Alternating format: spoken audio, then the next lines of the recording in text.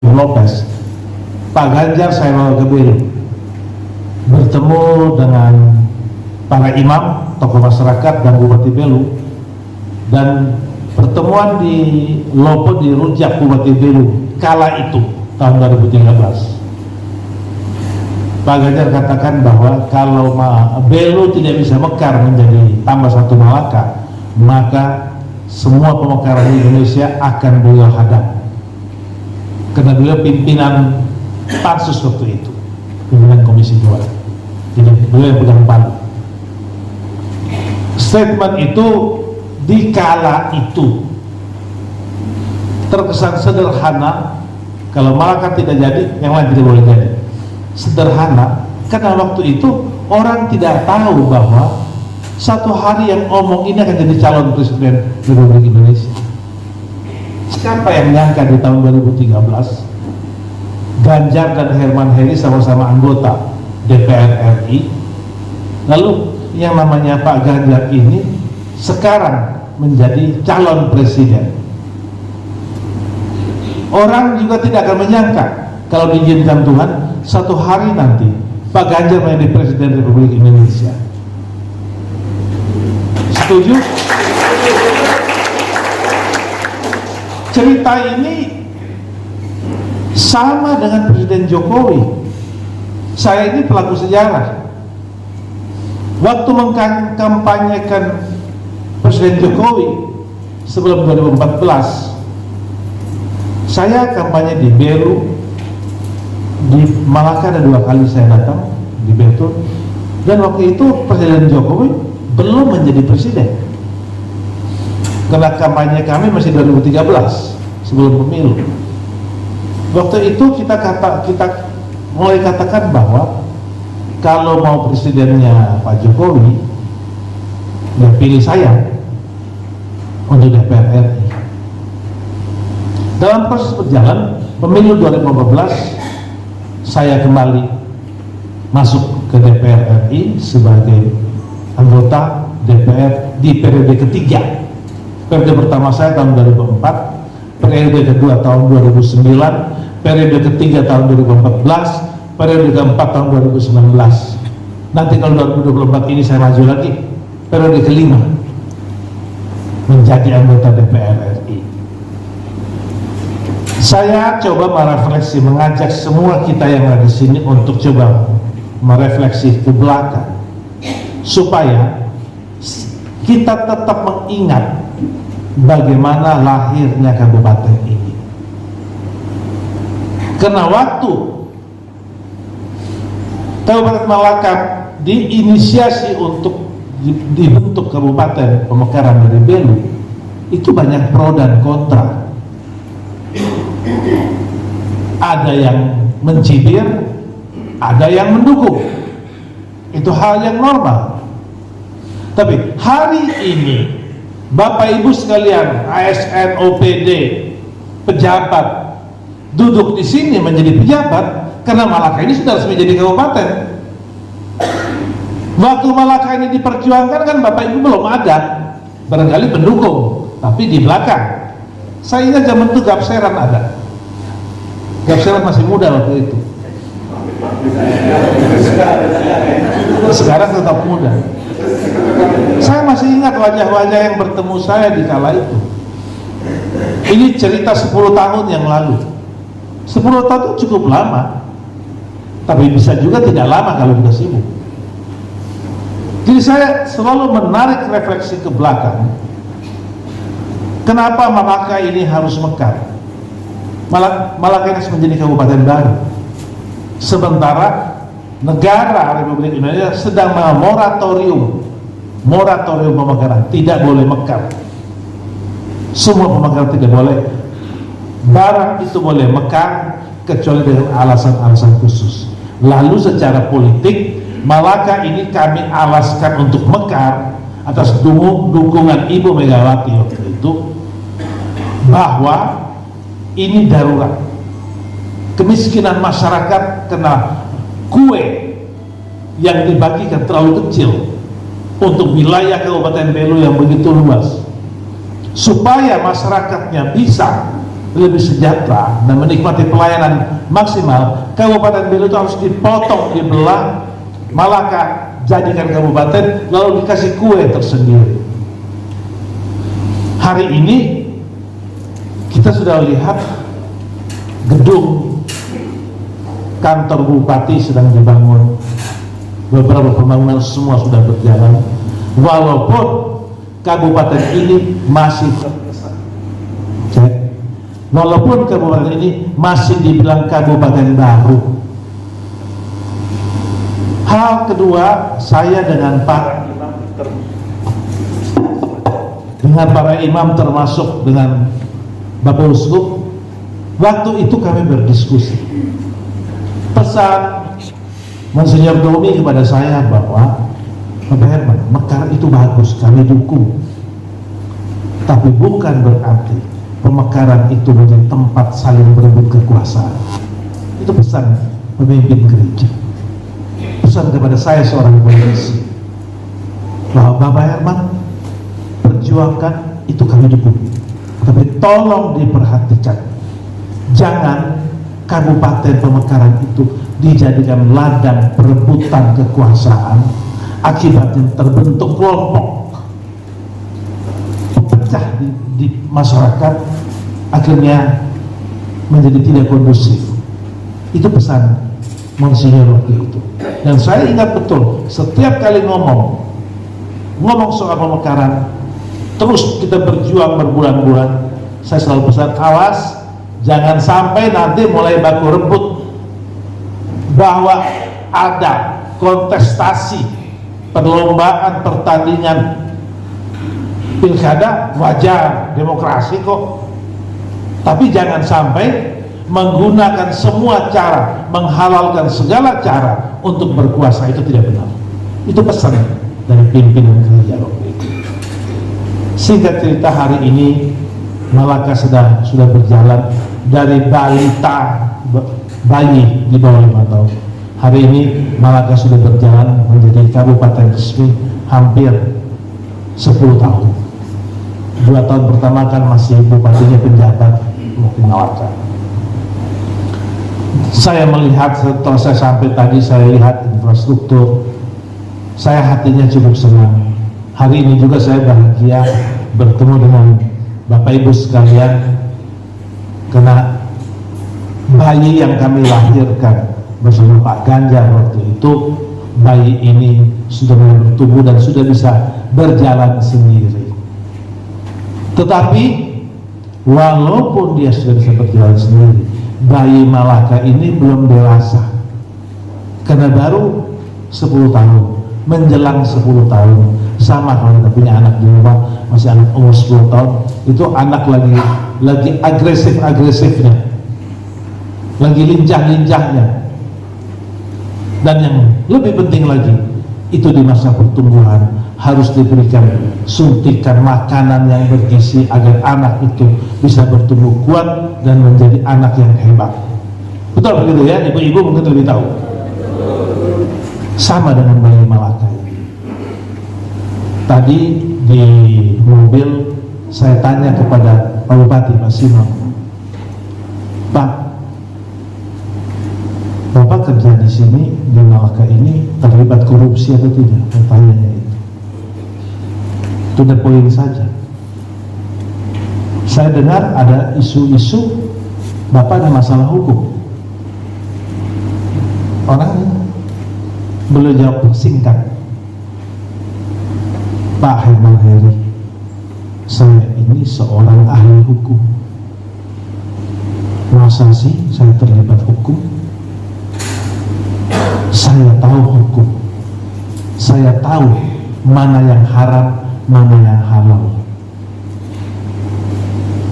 Tetapi jangan karena menjelang tahun politik saya mulai dijelek-jelekan, mulai meniup-niup bahwa saya punya persoalan hukum.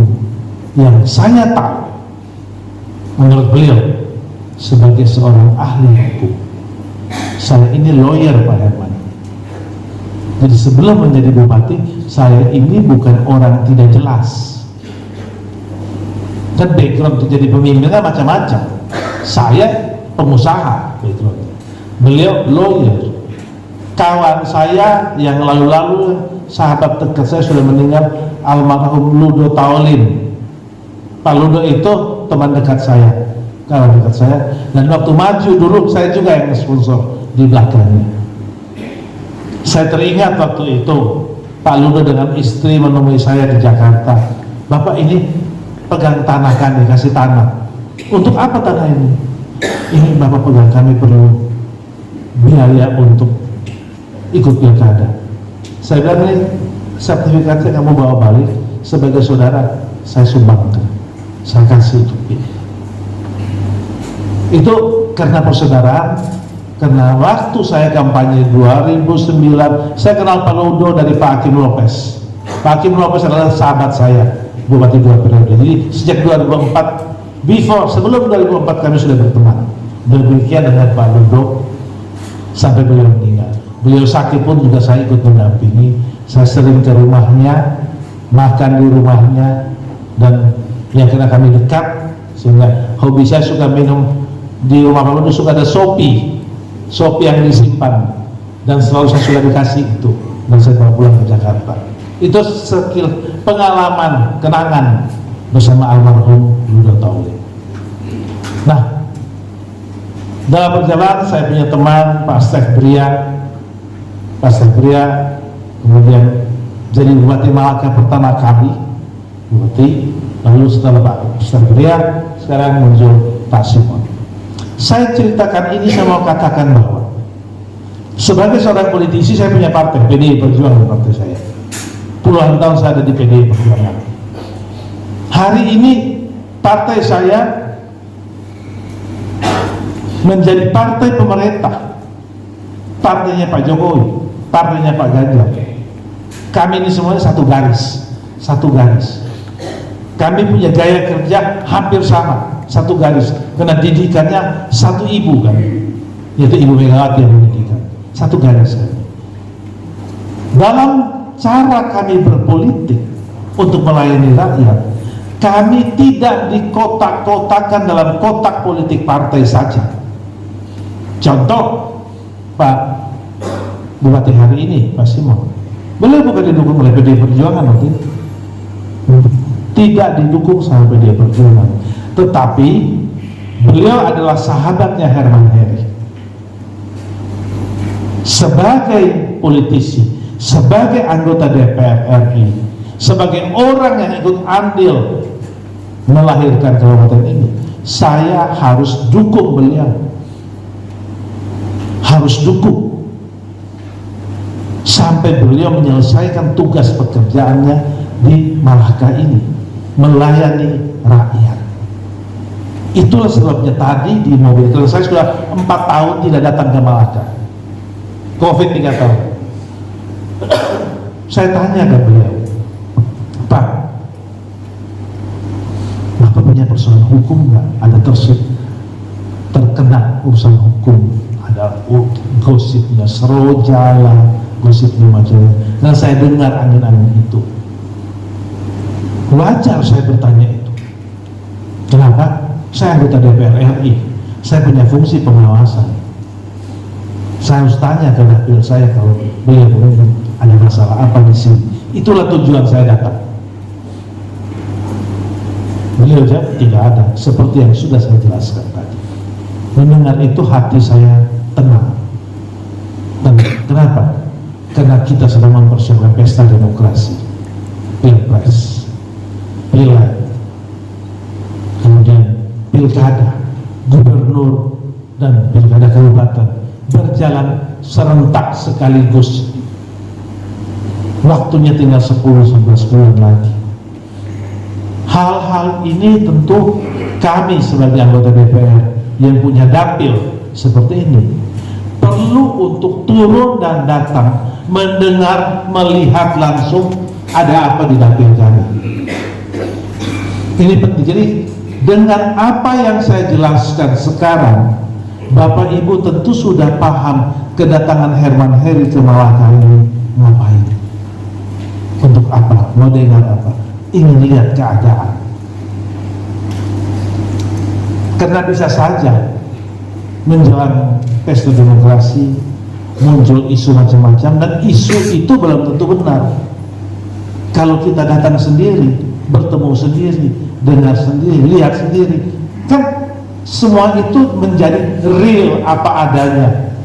Saya bisa melapor kepada pimpinan saya juga, karena kami turun ini diperintahkan oleh Ibu Megawati. Semua anggota DPR turun ke dapil, bertemu dengan rakyat dan bertemu dengan para stakeholder. Inilah yang kami lakukan, datang dan bertemu, bertatap muka, sehingga tidak bekerja dengan isu-isu saja. Bapak Ibu sekalian, ada hal yang lain, bahwa perjalanan Kabupaten Malaka ini yang saya katakan baru berusia 10 tahun, masih sangat muda, masih membutuhkan pemimpin dan pendampingan kabupaten ini buat langkah-langkah ke depan. Saya juga seringkali bertanya kepada Pak Simon, saya tanya begini, Pak, secara undang-undangan Bapak boleh maju 2 kali, Bapak kerja cukup bagus, masih punya minat maju enggak? Pertanyaan saya begini, pertanyaan saya kepada beliau, wajar tak? Wajar atau tidak?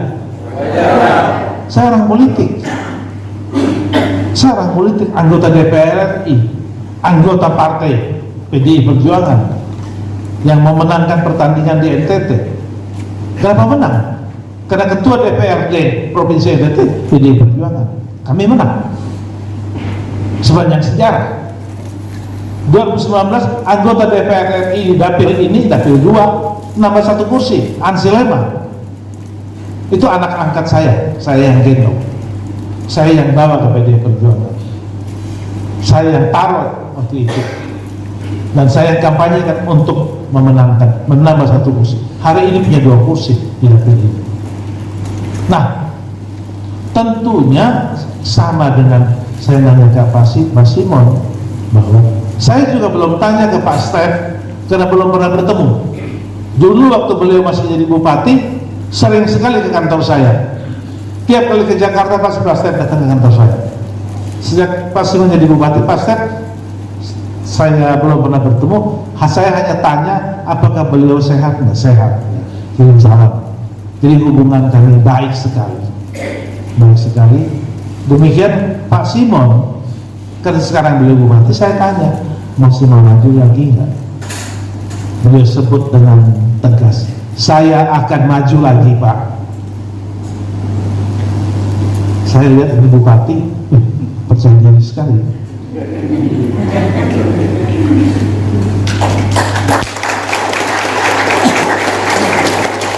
Percaya diri sekali. Kami di PDI Perjuangan itu selalu diajarkan untuk percaya diri, karena bagi kami kalah dan menang biasa. Jadi melihat beliau percaya diri, saya bilang, Pak, kalau pileg nanti DPRD di Malaka kami tambah kursi, saya akan dukung Bapak untuk jadi bupati kali kedua. PDI Perjuangan kalau menang di Malaka, PDI Perjuangan akan dukung Pak Simon Ahmad. Jaminannya saya. Kalau ada wartawan boleh ditulis.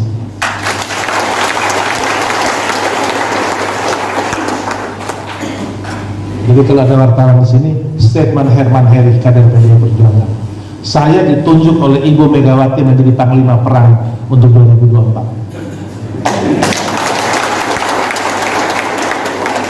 Dan saya katakan kepada Bupati Malaka sekarang, kalau PDI Perjuangan menang di Malaka, kamu akan jadi bupati 2 kali. Kami yang dukung.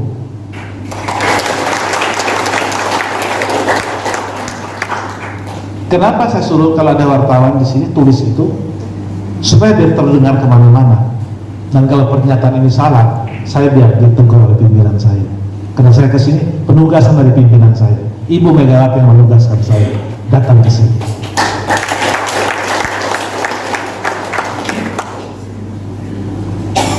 Jadi kita bicara soal bupati, soal kekuasaan, soal DPR, Ini semua ini bicara hakikat kekuasaan politik. Orang kalau berpolitik tidak merebut kekuasaan, namanya politisi bodoh. Bertahun-tahun berpolitik tapi kerjanya kalah mulu. Itu politisi bodoh. Ini saya omong betul. Ini ngomong politik, ya karena saya orang politik, saya politisi, makanya kita omong politik. Dan memang tahunya tahun politik. Orang berpolitik itu tujuannya adalah merebut kekuasaan. Kekuasaan harus ada di tangan. Hari ini saya sebagai DPR RI 4 periode punya kekuasaan. Apa itu? Hak budget, anggaran. Undang-undang menjamin itu. Saya punya hak anggaran untuk mengalokasikan anggaran. Saya punya hak untuk apa? Mengawasi pemerintah. Saya bisa tegur pemerintah sesuai dengan mitra kerja masing-masing. Hak ketiga apa? Membuat undang-undang, hak legislasi. Saya bisa merubah undang-undang, bisa mengganti undang-undang sesuai dengan sistem dan aturan yang ada di DPR. Kalau tidak punya tiga kekuasaan itu, dan ada tambah satu lagi kekuasaan apa? Hak imunitas.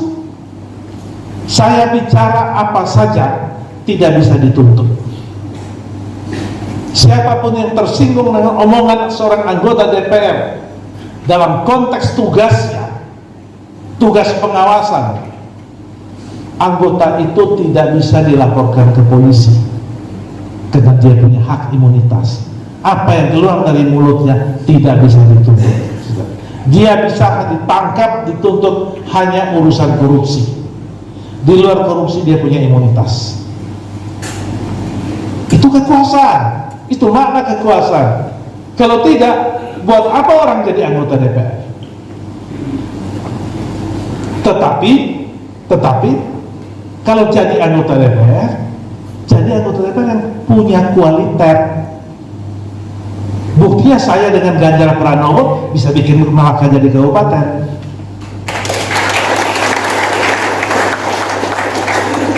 Jadi tidak usah omong jauh-jauh begini janji macam-macam. Kita bicara yang pasti saja yang sudah terjadi. Kalau pembangunan di Malaka ini memangnya duit dari mana? Duit itu punya kaki jalan sendiri? Tidak. Tanya bupatinya. Kalau ke Jakarta selalu mampir di kantornya siapa?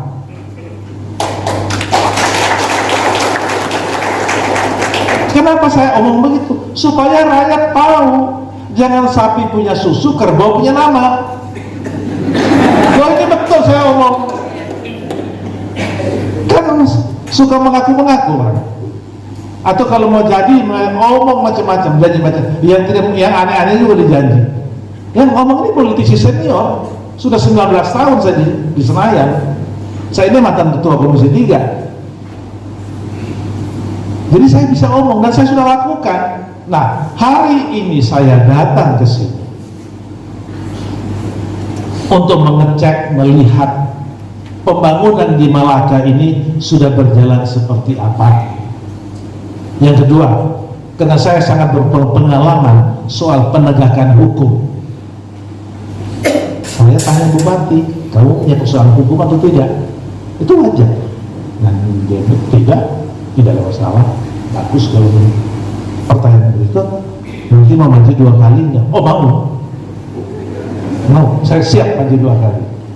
Kalau siap, Pak Bupati tolong banyak berdoa agar PDI Perjuangan menang di Kabupaten Malaka. Kalau kami menang, kamu saya dukung untuk 2 kali maju lagi. Saya kasih partai saya untuk kamu maju lagi. Semua dialog ini dialog yang normal, wajar.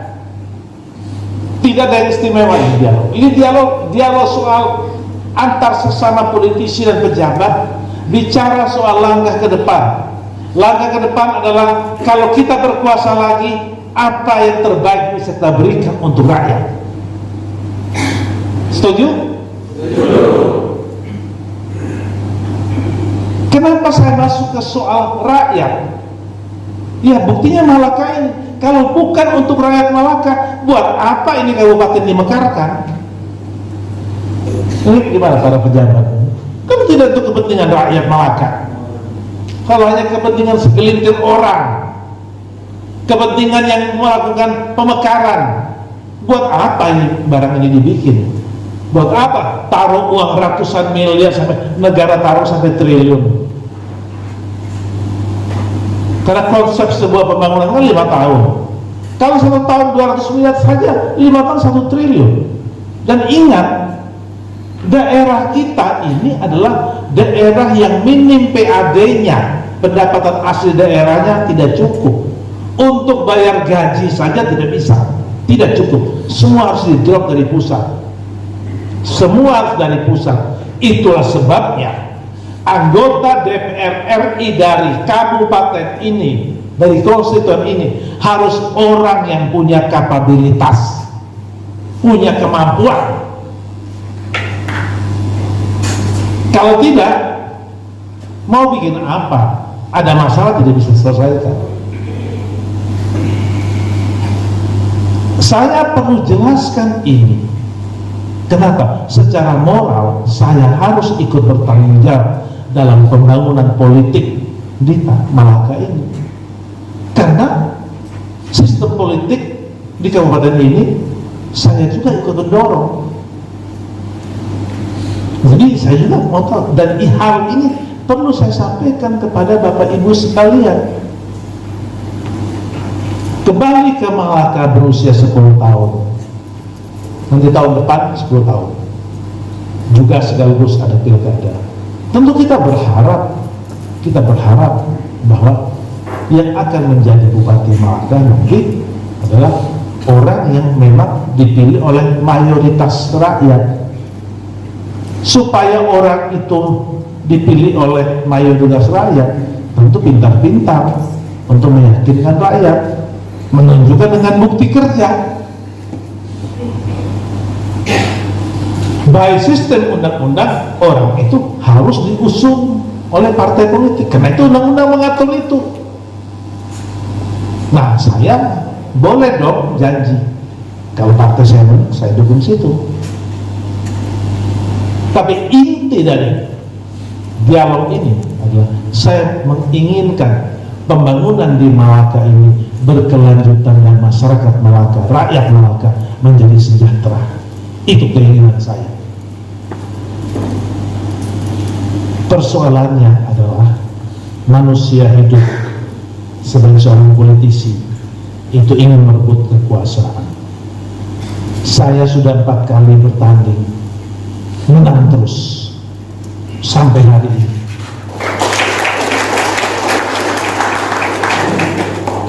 Saya bertanding belum pernah kalah, selalu menang dan juara 1.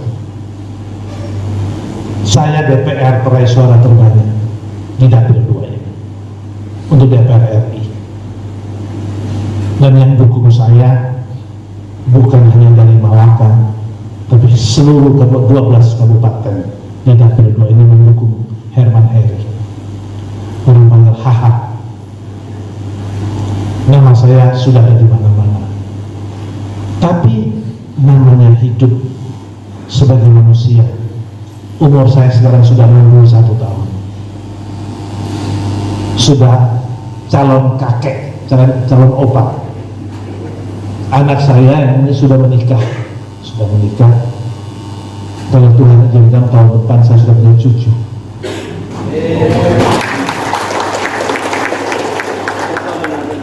Sebagai politisi tua, saya juga berpikir, apakah saya masih mau maju terus periode kelima?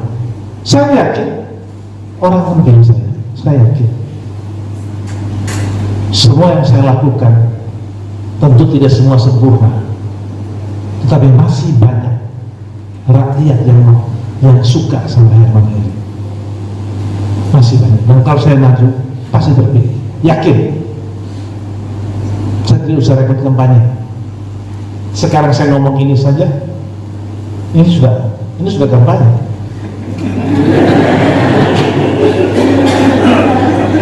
Menceritakan apa yang sudah saya lakukan. Kembali kepada berpikir sebagai seorang politisi untuk maju lagi di periode kelima, saya berpikirnya apakah masih efektif. Yang kedua, orang bilang lu lagi, emang susah nggak ada orang lain. Lalu saya akhirnya berenang dengan keluarga, saya memutuskan untuk pensiun, tidak maju lagi, cukup. Jadi ini periode terakhir saya. Untuk 2024 saya tidak maju lagi. Jadi saya tidak menjadi caleg lagi. Saya memilih tugas saya di NTT menjadi orang tua, bapak dari semua orang, semua politisi.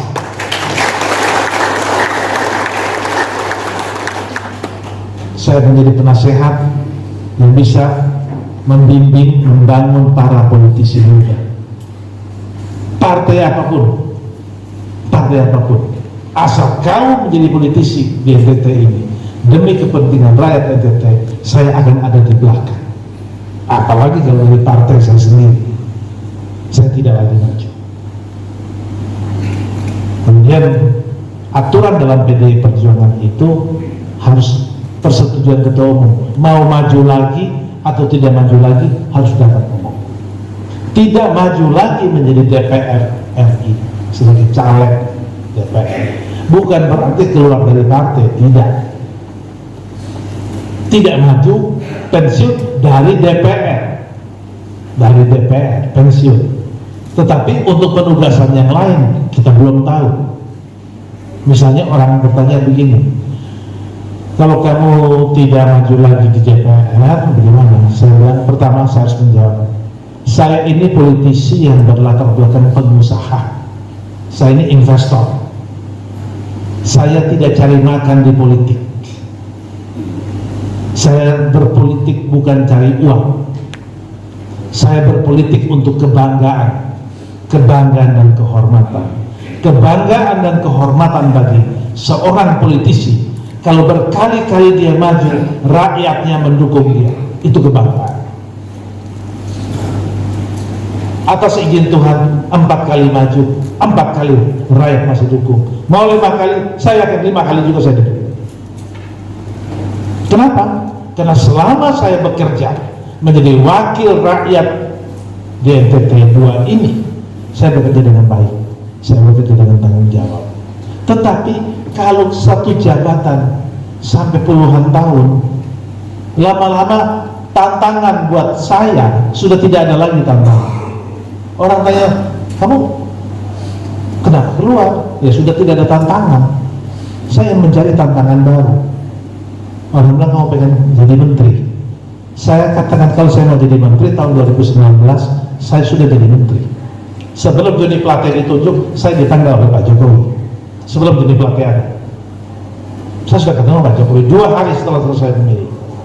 Kalau Pak Jokowi bicara sama sekretaris kabinet, kalau Herman Heri saya ambil jadi menteri, kira-kira Ibu Mega setuju nggak? Waktu itu sekretaris kabinet menjawab tidak setuju, Pak. Kenapa? Karena dia dipersiapkan menjadi ketua Komisi 3. Lalu Pak Jokowi bilang, bagus, itu lebih bagus. Dan betul, saya jadi ketua Komisi 3. Pangkatnya lebih tinggi dari menteri.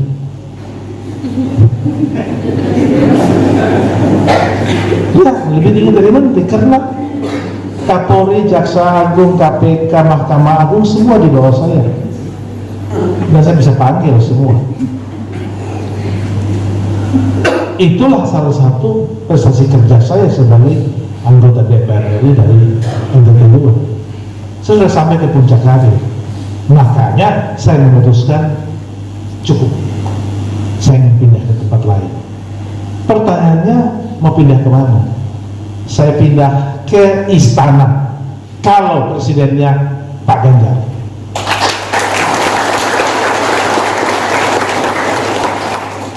Saya akan bekerja membantu presiden saya di istana. Saya akan bantu. kalau presidennya Pak Ganjar. Sebagai apa? Sebagai pembisik, tukang hasut.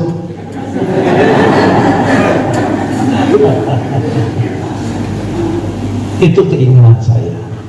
Kalau presidennya kami menang. Dan kalau itu terjadi, rakyat Malaka jangan takut, karena saya akan terus menghasut presiden datang ke Malaka dan bikin damai. Buktinya Pak Jokowi berkali-kali ke NTT, berkali-kali Pak Jokowi ke ND, ke Malaka, Belu, Labuan Bajo, bahkan Labuan Bajo dijadikan ajang internasional G20. Siapa yang hasut? Mana mungkin presiden tiba-tiba begitu saja? Kan pasti ada tukang hasutnya. Kalau bahasa kerennya tukang bisik. Itu kan. Presiden Jokowi sangat sayang, cinta sama rakyat NTT. Karena menang ke 93% di sini. 2 hari setelah itu saya langsung dipanggil ke istana. Jadi saya rasa harapan dan masa depan kabupaten yang baru berdiri 10 tahun ini masih sangat luar biasa. Mimpi orang Malaka hari ini yang terlaksana baru 30% dari mimpi itu, 70% belum terlaksana. Perlu waktu. Kenapa? Karena untuk mewujudkan mimpi itu perlu doi, dan doinya besar sekali, bisa puluhan triliun. Kalau Malaka ini mau dibangun sesuai dengan keinginan yang ideal, barangkali 20 triliun belum tentu cukup. Tapi itu akan diwujudkan dalam tahapan-tahapan. Dalam 10 tahun itu belum apa-apa. Itulah sebabnya saya bertanya kepada bupati yang ada hari ini, kamu masih mau maju lagi enggak? Karena ada sebuah tanggung jawab yang belum selesai. Ada sebuah tanggung jawab yang belum selesai, harus diselesaikan. Menyelesaikannya adalah harus pemimpin yang punya kapabilitas. Lalu pemimpin ini, bupati ini tidak bisa berjalan sendiri, karena sistem di DPR sana mesti punya orang yang menggunakan hak anggarannya, menggunakan hak pengawasannya untuk membantu kabupaten ini. Nah, ini menjadi perundingan kami. Dan hari ini dalam acara kunjungan kerja pribadi anggota DPR Herman Heri, saya juga ingin menyampaikan satu pamit untuk tidak lagi menjadi anggota DPR. Ini bukan keputusan yang gampang, Bapak Ibu. DPR RI itu gajinya 120 juta. Sudah hampir 20 tahun menikmati. Semua orang kalau bisa seumur hidup jadi DPR RI, fasilitas VIP.